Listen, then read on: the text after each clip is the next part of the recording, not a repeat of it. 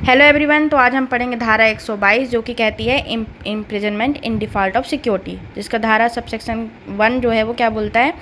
If any person order to give security under section 106 और section 117 does not give such a security on or before the date on which the period for which such a security is to be taken commences, he shall, except in the case next hereinafter mentioned, be committed to prison, or if he is already in prison, be detained in a prison until such a period expires, or until within such a period he gives the security to the court or magistrate who made the order requiring it. यदि किसी व्यक्ति से 106 और 117 के अधीन जो है security उससे सिक्योरिटी रिक्वायर की गई है और वो व्यक्ति जो है वो सिक्योरिटी पेड नहीं करता है, ठीक है,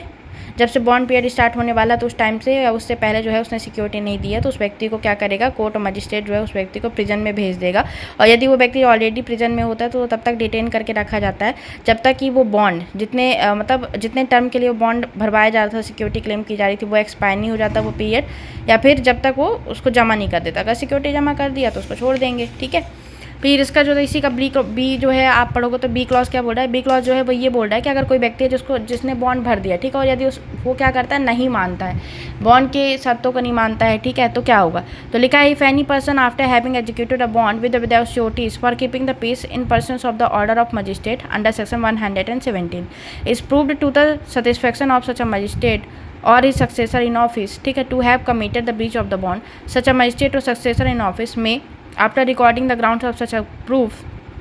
order that the person arrested and detained in a prison until the expiry of the period of the bond, and such order shall be without prejudice to any other punishment or forfeiture to which the said person may be liable in accordance with the law, ठीक है। इसका जो B clause क्या हो रहा है वो बस इतना बोल रहा है कि वो जो व्यक्ति है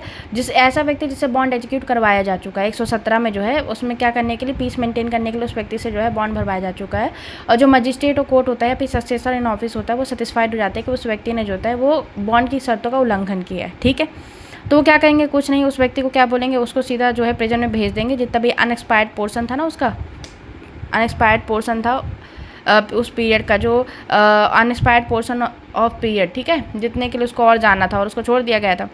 क्योंकि उसने सिक्योरिटी जमा कर दी थी, तो उसने जो था क्योंकि बॉन्ड क्या कर दिया, उसने बॉन्ड की कंडीशन का ब्रीच कर दिया, तो उस व्यक्ति को जो है जितना उसका टर्म पीरियड बचा हुआ था उसको फिर उसके लिए वहाँ पे उसको भेज दिया जाएगा, ठीक है। और ये पनिशमेंट जो है without prejudice to any other punishment और फॉरफीचर, अगर किसी अनदर लॉ में भी अगर लाइबल है किसी अनदर पनिशमेंट के लिए और फॉरफीचर के लिए क्योंकि उसने बॉन्ड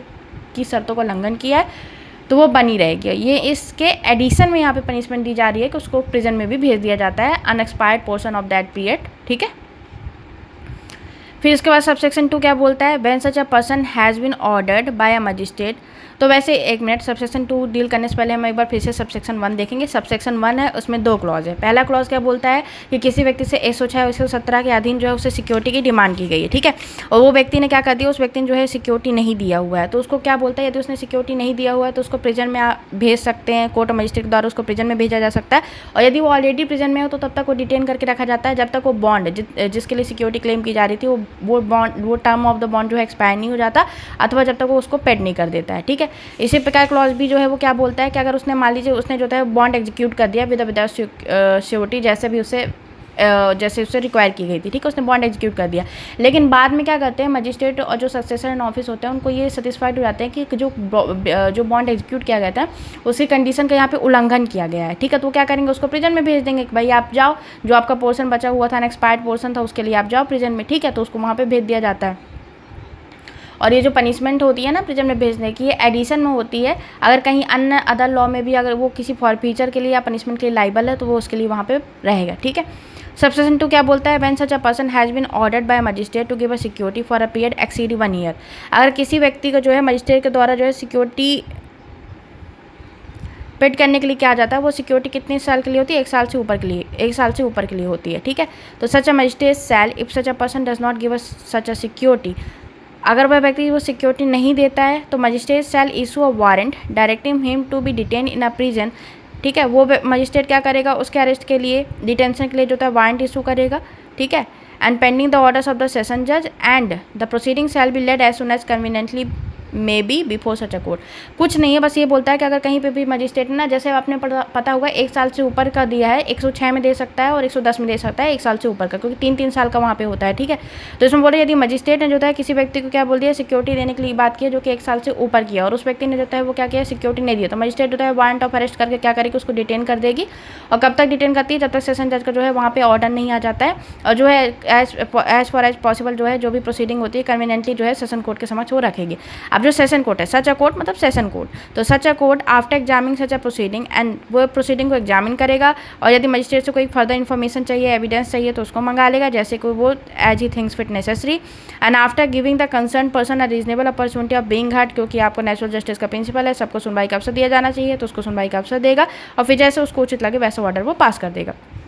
यहाँ प्रोवाइजो और यही प्रीलिम्स में ज़्यादातर पूछा जाता है, जिसमें लिखा है provided that the period if any for which the any person is imprisoned for failure to give a security shall not exceed 3 years. यदि किसी पीरियड है जिसके लिए अगर वो व्यक्ति इम्प्रेजेंट हो सकता है सिक्योरिटी न देने के लिए, वो 3 साल से अधिक नहीं होगा, तो यही ज़्यादातर पूछते हैं। सबसेक्शन 4 क्या बोलता है, सबसेक्शन 4 बोलता है कि if security has been required in the course of the same proceeding from 2 और more person in respect of any one of whom the proceeding are referred to the session judge under subsection 2. Such a refer shall also include the case of any other of such a person who has been ordered to give a security, and the provisions of subsection 2 and 3 जो था shall in that event apply to the case of such a other person also, except that period for which he may be imprisonment or shall not exceed the period for which he was ordered to give such a security. Subsection 4 बस इतना बोलता है कि अगर मान लीजिए एक ही proceeding में दो से अधिक व्यक्ति जो है एक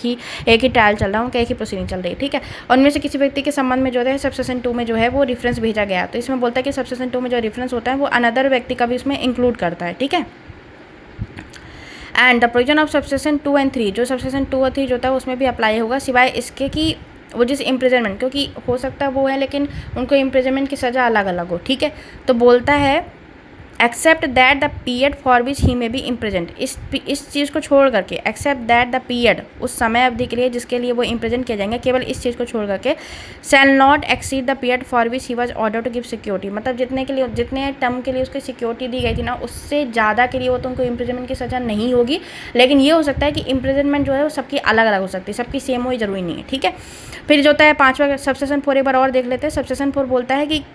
in the course of the same proceeding from the 2 or more person in respect of any one of the whom, मतलब अगर सिक्योरिटी दो या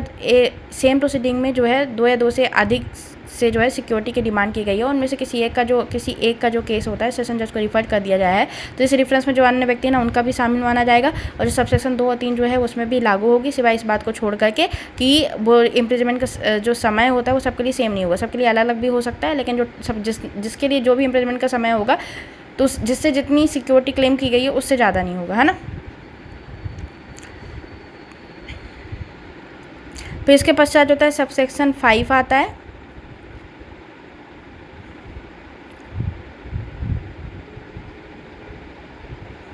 सेशन जज में in his discretion transfer any proceeding before him under subsection 2 under subsection 4 to additional session जज और assistant session जज, and upon such a transfer such additional session जज और असिस्टेंट सेशन जज मे exercise the powers of session जज under the section in respect of such a proceeding. जो session जज है वो अपना क्या कर सकते हैं, इन हिज डिस्क्रिशन उनकी स्वविवेक का आधार पे होता है कि जो सबसेक्शन 2 और सबसेक्शन 4 की जो प्रोसीडिंग होती है वो सेशन जज, एडिशनल सेशन जज और असिस्टेंट सेशन जज को ट्रांसफ़र कर सकते हैं, और फिर वो है सेशन जज के पावर को एक्सरसाइज करते हुए उसको डिटरमाइन करते हैं, ठीक है।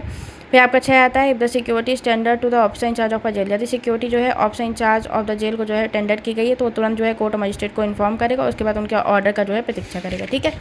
इसके पश्चात होता है सबसेक्शन 7 आता है, जिसमें बोला जाता है कि imprisonment for failure to give security for keeping the peace shall be simple. अगर यहाँ पे जो लिखा गया है imprisonment for failure to give a security for keeping the peace, ये कीपिंग द पीस वाली जो कहानी है ना वो 106 और 107 की थी, मतलब अगर 106 और 107 में अगर कोई व्यक्ति से सिक्योरिटी मांगी जा रही है वो नहीं देता तो इम्प्रिजमेंट कैसी होगी, सिंपल होगी, सबसेक्शन 7 बोलता है। और सबसेक्शन 8 क्या बोलता है, imprisonment for failure to give a security for good behaviour shall where the proceeding have been taken under section 108 be simple. तो 108 में भी जो सजा होती है सेडिशियस मैटर जो फैला रहा था उसके लिए भी कितनी है, सिंपल है, अगर वो सिक्योरिटी नहीं देता है तो। And where the proceeding have been taken under section 109, जहाँ पे कोई व्यक्ति क्या था, सस्पेक्टेड पर्सन था जो अपनी आइडेंटिटी को छिपा रहा था, है ना। और 110 होता है जिसमें वो हैबिचुअल ऑफेंडर था, बी रिगरस और सिंपल एज द कोर्ट और magistrate in each case direct. वो रिगरस और सिंपल दोनों हो सकती है। तो सबसेक्शन 7 बोल रहा है कि जो 106 और 107 में अगर कोई व्यक्ति सिक्योरिटी नहीं देता तो उसकी सज़ा कितनी होगी, मतलब उसकी जो इम्प्रिजमेंट होगा वो सिंपल होगा। इसी प्रकार सबसेक्शन 8 जो बोलता है 8 से जो है 108 होता है तो 108 में भी सिंपल होगी, जो 109 और 110 की जो कहानी थी उसमें सिंपल और रिगरस किसी तरह से भी इम्प्रिजनमेंट हो सकती है। ठीक है, एक शॉर्ट कोई केस में शॉर्टली जो है इसको देख लेते हैं एक बार फिर से। 122 का पहला सबसेक्शन का पहला क्लॉज क्या बोलता है, ये बोलता है किसी व्यक्ति से सिक्योर 106 और 117 का दिन किसी व्यक्ति से यदि सिक्योरिटी की डिमांड की जाती है और वो व्यक्ति अगर सिक्योरिटी नहीं देता है तो क्या करेंगे, उस व्यक्ति को क्या किया जाता है, उसको इम्प्रिजन मतलब उसको जो है प्रिजन में भेज दिया जाता है। और अगर वो व्यक्ति जो है ऑलरेडी प्रिजन में है तो इसमें क्या करेगा, यदि व्यक्ति वो ऑलरेडी प्रिजन में है तो उसको जो है उतने समय के लिए जब तक वो बॉन्ड का पीरियड एक्सपायर नहीं हो जाता या फिर जब तक वो सिक्योरिटी जमा नहीं कर देता तब तक वो डिटेन में रहेगा। ठीक है, इसके पश्चात होता है इसका क्लॉज बी जो है वो क्या बोलता है, क्लॉज बी में बोला जाता है कि यदि उसने बॉन्ड जमा कर दिया है लेकिन उस बॉन्ड की शर्तों का बाद में जो है जो मजिस्ट्रेट कोर्ट या फिर जो भी सक्सेसर एंड ऑफिसर वो जो है सेटिस्फाइड हो जाते हैं कि उसने बॉन्ड की कंडीशन का ब्रीच किया, तो उस व्यक्ति को कुछ नहीं, उसको व्यक्ति को जो है प्रिजन में भेज देते हैं जब तक कि बॉन्ड का टर्म जो पीरियड होता है वो क्या नहीं हो जाता, वो एक्सपायर नहीं हो जाता। ठीक है, लेकिन ये एडिशन में रहेगा, यदि किसी अन्य लॉ के अध्याधीन यदि वो पनिशमेंट और फॉरफीचर का अधिकारी है तो वो उसके लिए बना रहेगा। सबसेक्शन 2 जो है वो क्या बोलता है, सबसेक्शन 2 जो है वो ये बोलता है कि अगर जो सिक्योरिटी क्लेम की गई वो 1 साल से ऊपर है तो कुछ नहीं और वो उसने व्यक्ति ने जमा नहीं किया तो मजिस्ट्रेट जो है उसको डिटेन करके रखेगा जब तक कि सेशन जज का कोई ऑर्डर नहीं प्राप्त हो जाता है। और जो प्रोसीडिंग होती है एज फॉर एज प्रैक्टिसेबल होता है वो क्या करेगा, कन्वीनियंटली जो है कन्वीनियंटली रखेगा सेशन जज के समक्ष। सेशन जज क्या करेगा, प्रोसीडिंग को एग्जामिन करेगा। ठीक है, इसके अलावा जो है कोई भी फर्दर इन्फॉर्मेशन होता है, एविडेंस होता है, मजिस्ट्रेट से उससे मंगा लेगा। और इसके अलावा जो है क्या करेगा, अपॉर्चुनिटी ऑफ बिंग हट देगा सामने वाली पार्टी को। उसके बाद जैसे भी उसको ऑर्डर पास करना होगा पास कर लेगा जैसे भी उनको उचित लगेगा। ठीक है, प्रोवाइजो क्या बोलता है कि कोई भी होगा 3 साल से ज़्यादा की सज़ा नहीं होगी। सबसेक्शन 4 बोलता है कि अगर 2 या 2 से अधिक पर्सन इन्वॉल्व होते हैं उनसे सिक्योरिटी की डिमांड की जाती है, उनमें से किसी एक का मैटर सेशन जज को रेफर कर दिया जाता है तो उसमें रेफरेंस में जो है वन्य व्यक्ति का भी शामिल रहेगा। सबसेक्शन 2 और 3 उसके संबंध में लागू होगी केवल इस बात को छोड़कर कि that the period for which he may be imprisonment shall not exceed the period for which he was ordered to give security। फिर सबसेक्शन 5 आता है जिसमें बोलता है कि सेशन जज जो है अपनी जो प्रोसीडिंग होती है वो एडिशनल सेशन जज और असिस्टेंट सेशन जज को भी जो है वो ट्रांसफर कर सकते हैं और वो एक्सरसाइज कर सकते हैं सेशन जज की पावर का। सबसेक्शन 6 बोलता है यदि आपने जो है सिक्योरिटी ऑफिसर इंचार्ज को दे रखी है तो वो जो है वो इन्फॉर्म करेंगे कोर्ट और मजिस्ट्रेट को और न्यायालय मजिस्ट्रेट के आदेश का जो है वो वेट करेंगे। फिर आपका जो है सबसेक्शन जो है 7 आता है जिसमें लिखा रहता है कि imprisonment for failure to give security. ताकि 106 107 में कुल मिला के कैसी सज़ा होती है, सिंपल होती है। 108 में भी सिंपल होती है और 109 और 110 में कैसा होता है, यदि सिक्योरिटी नहीं जाती है तो रिगरस होती है और सिंपल होती है। तो आज की हमारी यही वीडियो थी। Thank you.